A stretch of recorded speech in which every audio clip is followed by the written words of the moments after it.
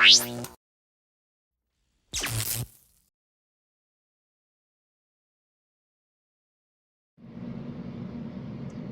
everybody, Ryan from Avid Gadget back again. Today's review is the Meizu M2 Note. This is a really premium looking device. It's got really nice build quality, really nice gray back, dual flash on the back LED. It's a dual SIM, but if you want to have an SD card, a micro SD card, that takes up one of the SIM slots in the little tray.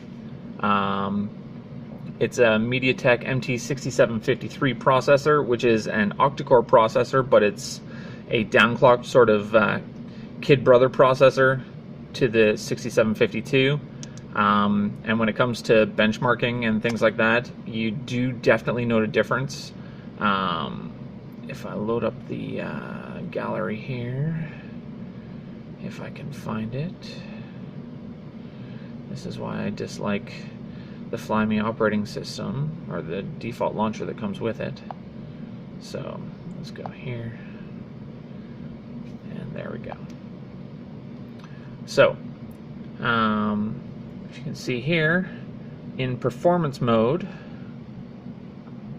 let's get a focus there, I scored at about the 30,000 mark, and that is when you go to settings.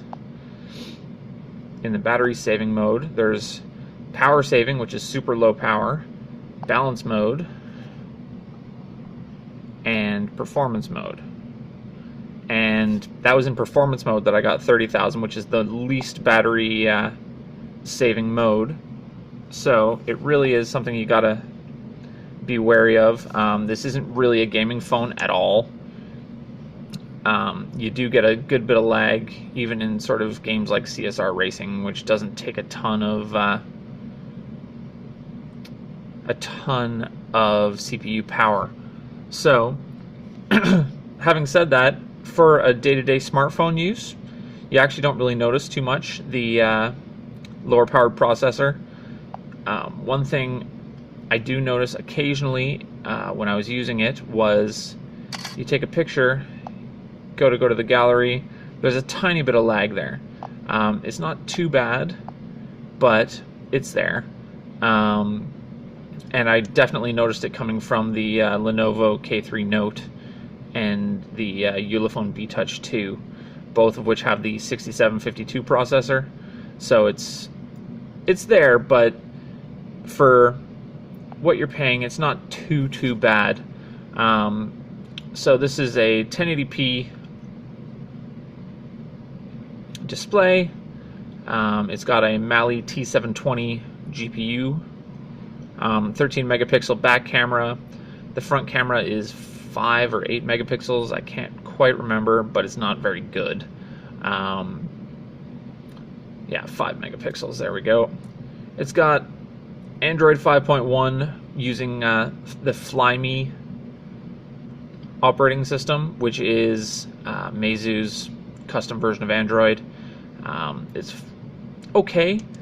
I dislike the launcher, as I mentioned. You don't get an app drawer, which is quite frustrating, but it does at least give you names to your home screens at the bottom, and you can jump between them, which is nice. Bringing up the list of currently active apps, you just drag up from the bottom, which is kind of cool, and you can drag stuff out to throw it away. It doesn't come with a home button or it doesn't come with a settings button. It comes with a home button here, which also doubles. When you click it, it's a home button, but when you tap it, it is a back button.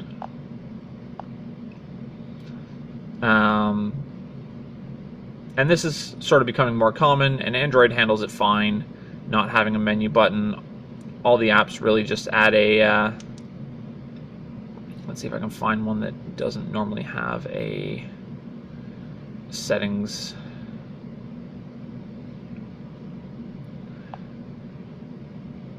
button in it.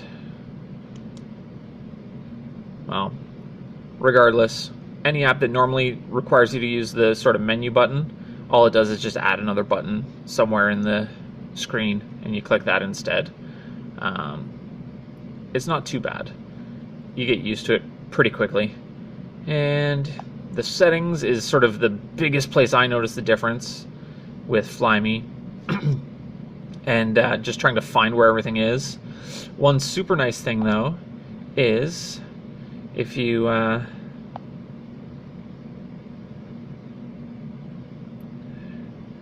go into,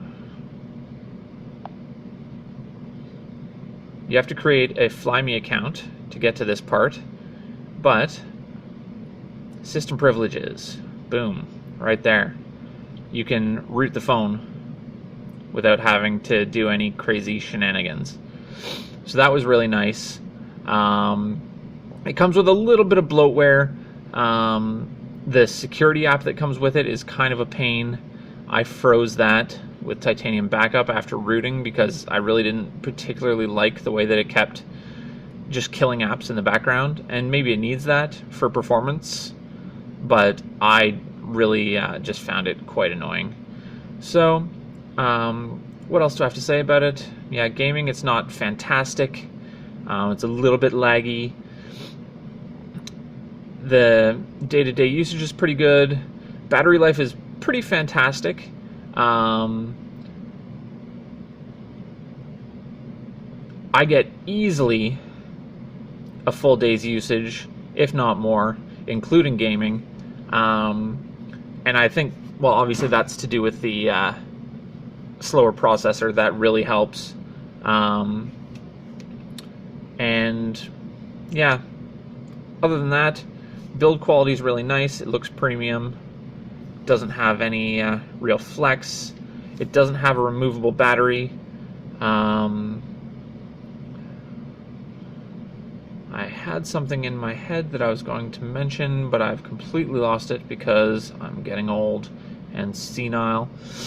But, oh yeah, it doesn't come with Google Play apps installed by default, so you have to go into the Meizu App Store and install the Google Apps installer or Google Play installer, and then once you do that, boom, easy peasy, it's all there, and then everything integrates just fine. Yeah, so I'm just going to go into Antutu here quickly and go quickly through the oh yeah, that was the other thing. In terms of network supported, it supports pretty much all the 3G networks in North America, if that's where you are. If you're here in Canada, it does not support wind or mobilicity. On LTE, it has 2600 megahertz LTE, which means in the Toronto area, it'll work with Bell. But pretty much everywhere else, you are limited to Rogers. And if you're using dual SIMs, it only supports 2G for the dual SIMs, which in Canada also means that you're limited to the Rogers network. Well, Rogers or Fido or Speak Out or CityPhone or any of the ones that actually run on the Rogers network. But that aside, I can't really speak to the US network support. I'm pretty sure because it doesn't support AWS networks, it's not going to work great on T-Mobile, but that aside, I couldn't really say. And the last one thing that really bugs me is, if you can see right at the top here, that is the notification bar. And the notification icons are really just not very intuitive in Flyme. So for example, that little icon there, which I thought meant that I had a message, every time I checked it, confused me because I didn't have a message. That's telling me that I have 17 applications updated from Google Play, and it's sort of just a generic message, or a generic icon. So that's a bit of a pain. So things like Antutu, so let's test again. Turn it on. When it's going, you see up at the top, there's another icon, the infinity icon, which basically means it's in the middle of doing something. And that's really anything you have going on, if it's in the middle of doing something, brings up that icon. So I kind of wasn't really impressed with that. I like to have custom icons based on the apps that I'm using, but it's a bit of a nitpick. So to sum up, it's a pretty good phone. Feels nice in the hand. It's not too heavy. No removable battery, which is a bit of a pain, if that matters to you. Beautiful screen. Really have no complaints about the screen at all. Good visibility, even in bright sunlight. Flyme OS is okay. It's not the greatest. Performance is so-so. It's a budget phone, quite obviously. This isn't Meizu's flagship line, so it's not the best of the best. Aside from that, I'd say for the same price, if you're looking at the Lenovo K3 Note, it's probably a better buy, just in terms of performance.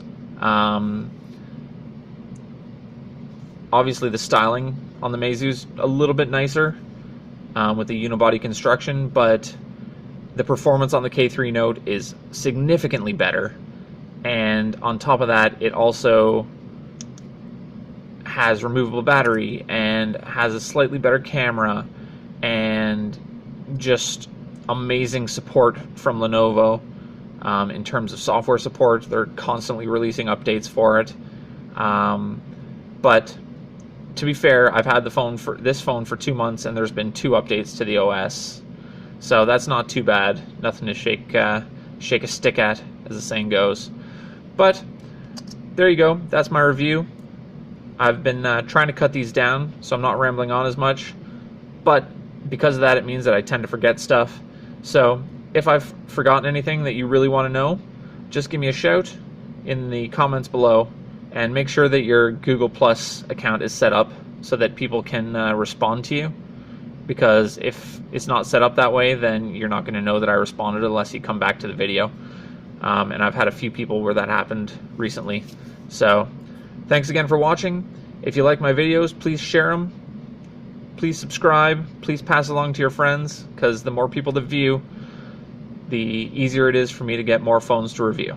All right, everybody. Have a great day.